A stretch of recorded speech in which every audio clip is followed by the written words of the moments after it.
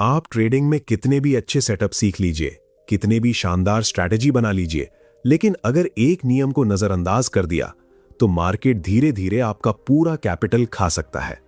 और सबसे हैरानी की बात यह है कि ज्यादातर ट्रेडर्स को अपनी गलती तब समझ आती है जब बहुत देर हो चुकी होती है। मैंने अपने पूरे ट्रेडिंग एक्सपीरियंस में एक चीज बार बार देखी है।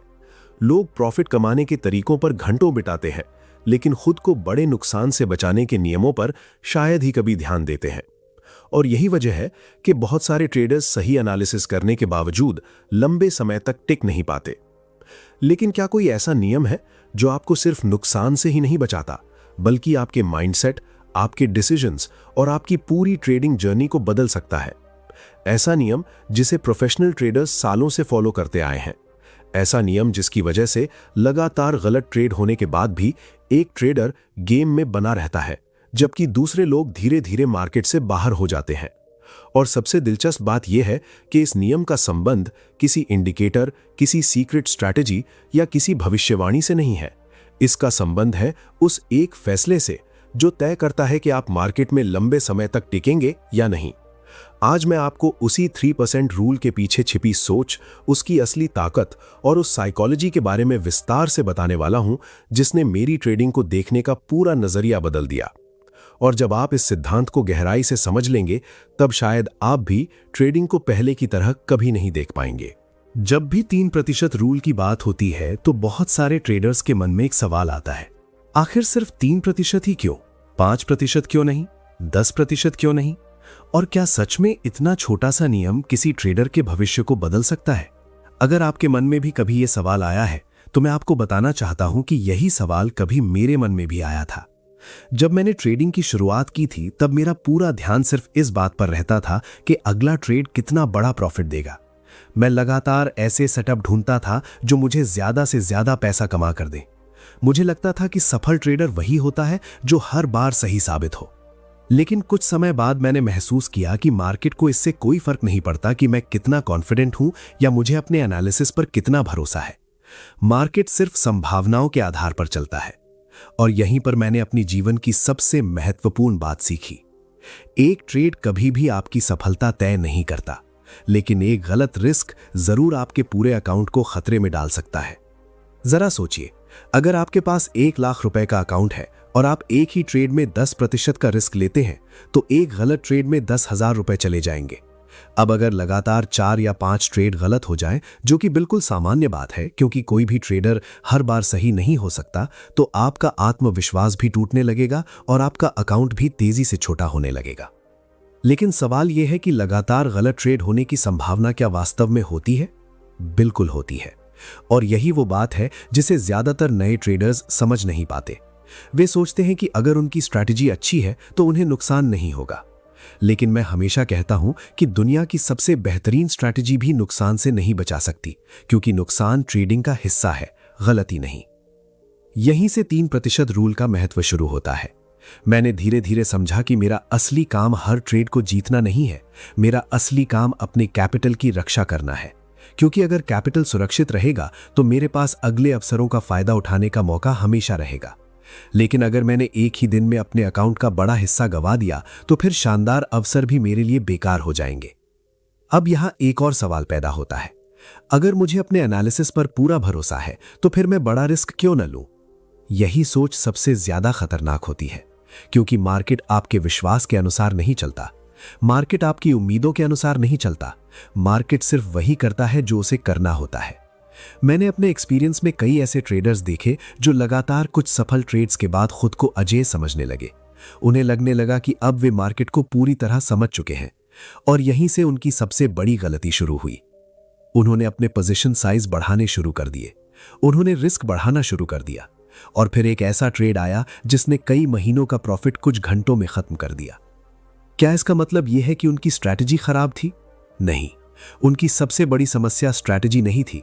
उनकी सबसे बड़ी समस्या थी कि उन्होंने अपने इमोशंस को अपने रिस्क मैनेजमेंट से बड़ा बना दिया था।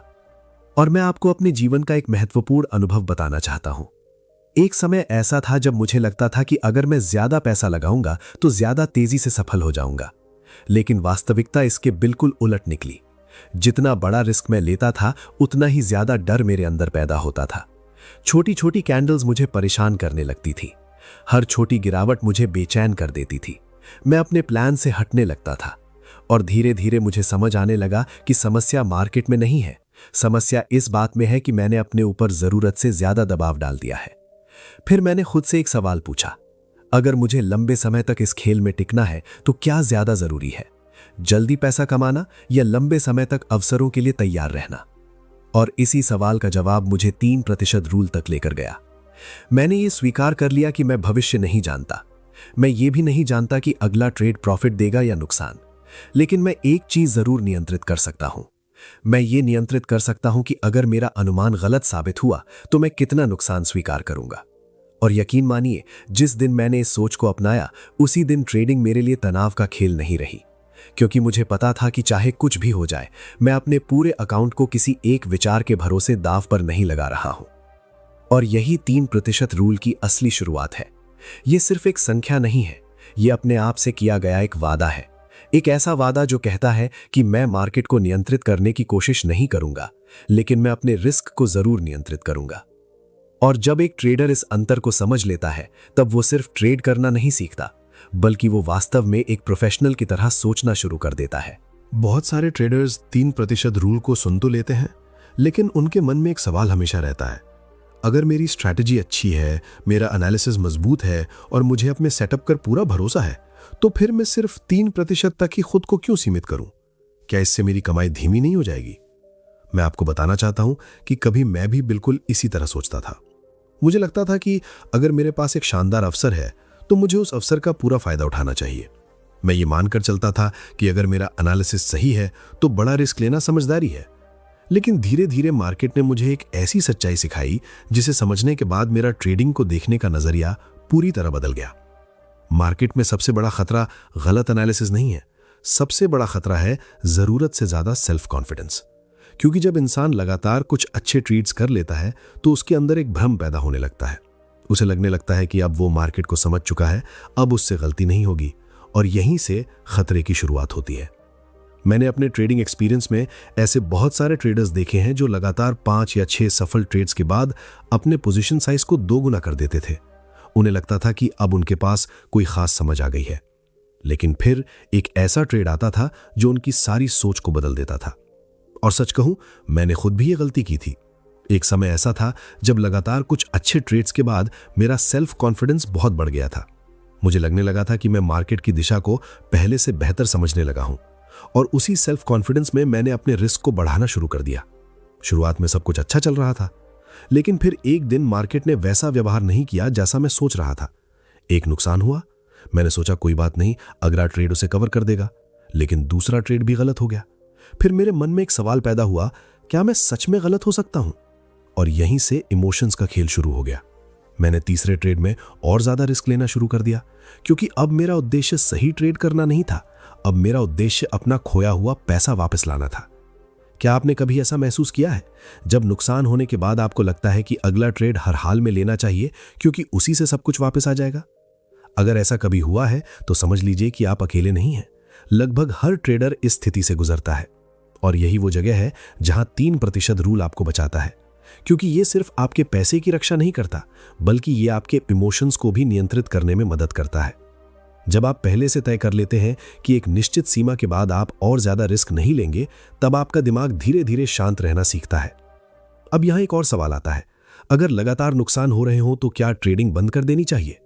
इसका जवाब है नहीं, लेकिन उस समय सबसे जरूरी चीज ये नहीं होती कि आप नुकसान की भरपाई कैसे करेंगे। सबसे जरूरी चीज ये होती है कि आप खुद को और बड़े नुकसान से कैसे बचाएंगे, क्योंकि मार्केट कहीं नहीं जा रहा है, अवसर खत्म होने वाले नहीं, लेकिन अगर आपका कैपिटल खत्म हो गया तो अवसरों का कोई महत्व नहीं रहेगा। इसीलिए मैंने अपने लिए एक नियम बनाया था, मैं किसी भी परिस्थिति में अपने कुल कैपिटल का 3% से ज्यादा रिस्क नहीं लूंगा, चाहे मेरा पिछला ट्रेड प्रॉफिट में गया हो या नुकसान में, चाहे मैं लगातार जीत रहा हूं या लगातार हार रहा हूं। क्योंकि मैंने एक बात समझ ली थी, मार्केट को इस बात से कोई फर्क नहीं पड़ता कि मैं पिछले 5 ट्रेड्स में सफल रहा हूं या असफल। हर नया ट्रेड एक नई संभावना है, उसका पिछले परिणामों से कोई संबंध नहीं होता। लेकिन इंसान का दिमाग ऐसा नहीं सोचता। हम जीत के बाद खुद को ज्यादा समझदार मानने लगते हैं और नुकसान के बाद खुद को साबित करने की कोशिश करने लगते हैं। और यही मानसिकता हमें गलत फैसलों की तरफ ले जाती है। इसीलिए मैं हमेशा कहता हूं कि ट्रेडिंग में आपका सबसे बड़ा विरोधी कोई दूसरा व्यक्ति नहीं है, आपका सबसे बड़ा विरोधी आपका अपना व्यवहार है। अगर आप अपने इमोशंस को नियंत्रित नहीं कर पाए तो सबसे बेहतरीन स्ट्रैटेजी भी आपको लंबे समय तक सफल नहीं बना पाएगी। लेकिन अगर आपने अपने रिस्क को नियंत्रित करना सीख लिया तो साधारण स्ट्रैटेजी के साथ भी आप इस खेल में लंबे समय तक टिक सकते हैं। और यही कारण है कि 3% रूल सिर्फ एक नंबर नहीं है, ये एक सुरक्षा कवच है। ये आपको उस समय बचाता है जब आपका दिमाग आपको गलत दिशा में ले जाने की कोशिश कर रहा होता है। और धीरे धीरे आप महसूस करने लगते हैं कि सफल ट्रेडिंग का संबंध सिर्फ सही एंट्री से नहीं है। सफल ट्रेडिंग का संबंध इस बात से है कि जब चीजें आपके अनुसार ना हो तब भी आप खुद को कितना नियंत्रित कर सकते हैं। और यहीं से एक सामान्य ट्रेडर और एक प्रोफेशनल ट्रेडर के बीच का वास्तविक अंतर शुरू होता है। एक बहुत दिलचस्प बात है जिसे ज्यादातर ट्रेडर्स काफी देर से समझते हैं। उन्हें लगता है कि ट्रेडिंग का खेल ज्यादा से ज्यादा पैसा कमाने का खेल है। लेकिन जब मैंने अपने एक्सपीरियंस के दौरान हजारों ट्रेडर्स को देखा, तब मुझे एहसास हुआ कि सफल ट्रेडिंग की असली नींव पैसा कमाने में नहीं बल्कि अपने कैपिटल की रक्षा करने में छिपी हुई है। और यही वो जगह है जहां 3% रूल अपनी वास्तविक शक्ति दिखाना शुरू करता है।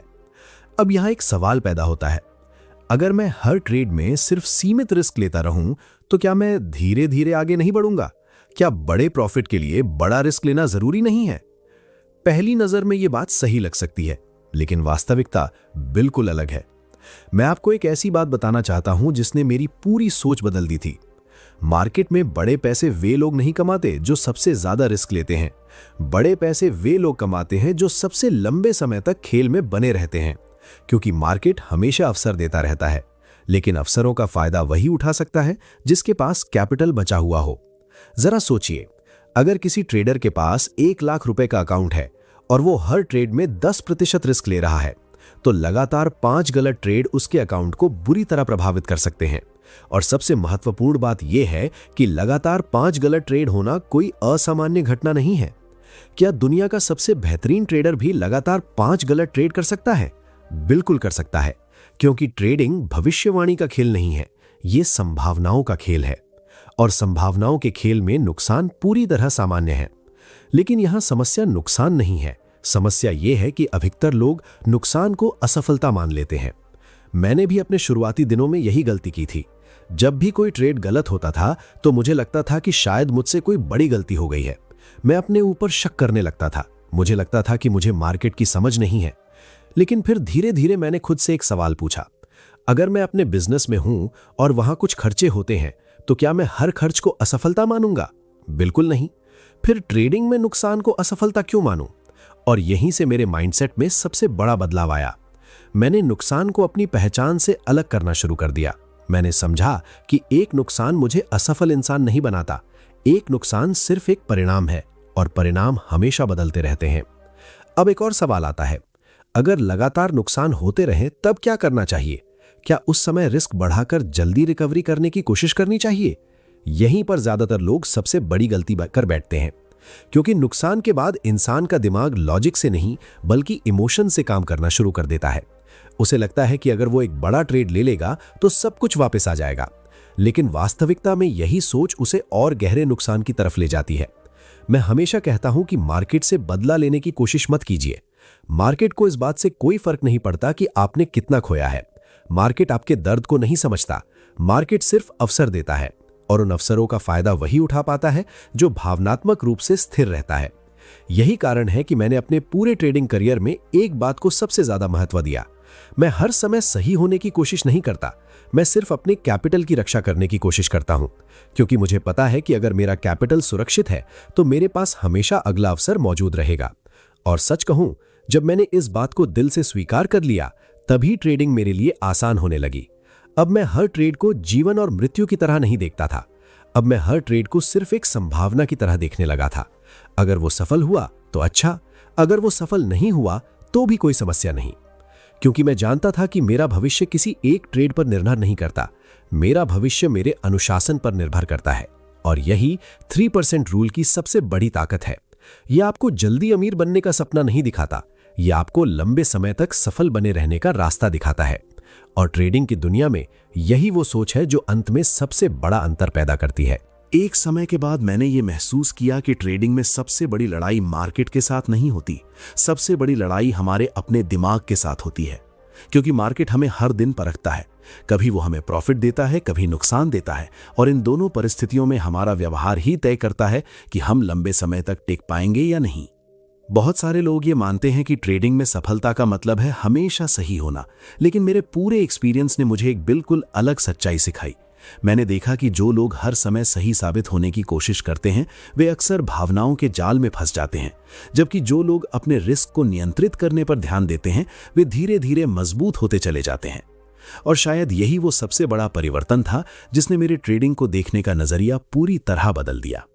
एक सवाल जो अक्सर लोगों के मन में आता है वो ये है कि अगर नुकसान होना सामान्य है तो फिर सफल ट्रेडर और असफल ट्रेडर के बीच अंतर क्या है? इसका उत्तर बहुत सरल है। असफल ट्रेडर नुकसान को अपनी पहचान बना लेता है, जबकि सफल ट्रेडर नुकसान को सिर्फ बिजनेस का एक हिस्सा मानता है। मैंने अपने जीवन में यह स्वीकार करना सीख लिया था कि मुझे हर बार सही होने की जरूरत नहीं है, मुझे सिर्फ अपने नियमों के प्रति ईमानदार रहना है। क्योंकि आखिर में मार्केट ये नहीं देखता कि आप कितनी बार सही थे, मार्केट सिर्फ ये देखता है कि जब चीजें आपके खिलाफ गईं तब आपने खुद को कितना संभाला। और यहीं पर 3% रूल एक साधारण नियम से कहीं ज्यादा बन जाता है। ये एक माइंडसेट बन जाता है। ये आपको धैर्य सिखाता है, ये आपको अनुशासन सिखाता है, ये आपको ये सिखाता है कि किसी भी परिस्थिति में अपने इमोशंस को अपने निर्णयों से बड़ा मत बनने दीजिए। मैंने ऐसे लोगों को देखा है जिन्होंने एक ही दिन में कई महीनों की कमाई खो दी। उनकी समस्या ज्ञान की कमी नहीं थी, वे मार्केट को समझते थे, उनके पास अच्छी स्ट्रैटेजी भी थी, लेकिन उन्होंने एक चीज को हल्के में लिया, उन्होंने रिस्क को हल्के में लिया। और जब इंसान रिस्क को हल्के में लेने लगता है तब वो धीरे धीरे अपने इमोशंस का कैदी बन जाता है। डर उसे गलत फैसले लेने पर मजबूर करता है, लालच उसे जरूरत से ज्यादा बड़ा पोजीशन लेने पर मजबूर करता है, और अधीरता उसे उन अवसरों के पीछे भागने पर मजबूर करती है जिनका इंतजार करना चाहिए था। लेकिन जब आपने अपने लिए सीमाएं तय कर लीं, जब आपने पहले से स्वीकार कर लिया कि किसी भी दिन मैं अपने कैपिटल का एक निश्चित हिस्सा ही रिस्क करूंगा, तब आप अपने ऊपर एक ऐसा नियंत्रण विकसित करना शुरू कर देते हैं जो समय के साथ आपकी सबसे बड़ी ताकत बन जाता है। और सच कहूं, ट्रेडिंग में वास्तविक स्वतंत्रता प्रॉफिट से नहीं आती। वास्तविक स्वतंत्रता उस मानसिक शांति से आती है जहां आपको हर समय ये डर नहीं सताता कि अगर ये ट्रेड गलत हो गया तो सब कुछ खत्म हो जाएगा। क्योंकि जब आपके पास नियम होते हैं तब आपके पास स्पष्टता होती है, और जब आपके पास स्पष्टता होती है तब आपके निर्णय बेहतर होते चले जाते हैं। यही कारण है कि मैं हमेशा कहता हूं, ट्रेडिंग में आपका उद्देश्य जल्दी अमीर बनना नहीं होना चाहिए, आपका उद्देश्य लंबे समय तक स्थिर बने रहना होना चाहिए। क्योंकि मार्केट में अवसरों की कोई कमी नहीं है। आज नहीं तो कल, कल नहीं तो अगले सप्ताह अगला अवसर जरूर आएगा। लेकिन अगर आपने अधीरता में अपना कैपिटल खत्म कर दिया तो अवसर आपके सामने होने के बावजूद आप उनका फायदा नहीं उठा पाएंगे।